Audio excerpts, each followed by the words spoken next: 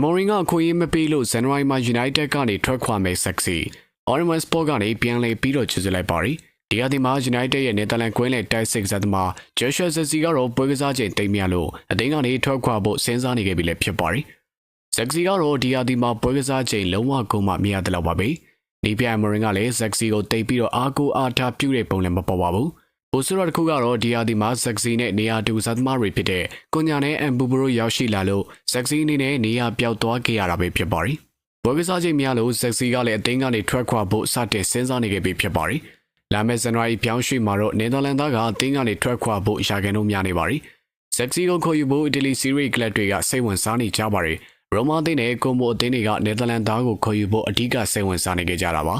January ဈေးကွက်ဖြစ်လို့ Zexi အနေနဲ့အပြီးသက်ပြောင်းရွှေ့ဖို့ထက်အငားနဲ့ပဲအသင်းကနေထွက်ခွာဖို့များနေကြတာပါ Zexi ကတော့ပြီးခဲ့တဲ့2024ခုနှစ်တုန်းက Manchester United အသင်းစီကိုဘောလုံးနာအသင်းစီကနေပြောင်းရွှေ့ချိန်ပေါင်36တန်းခွဲနဲ့ပြောင်းရွှေ့ရောက်ရှိလာခဲ့တာပဲဖြစ်ပါရီNetherlands သားကတော့ United အသင်းအတွက်ပြိုင်ပွဲဆောင်53ပွဲကစားပြီးတဲ့နေရာမှာ9ဂိုးသွင်းပြီးတော့2ဂိုးထိကုန်မှဖန်တီးပေးခဲ့သူလည်းဖြစ်ပါရီ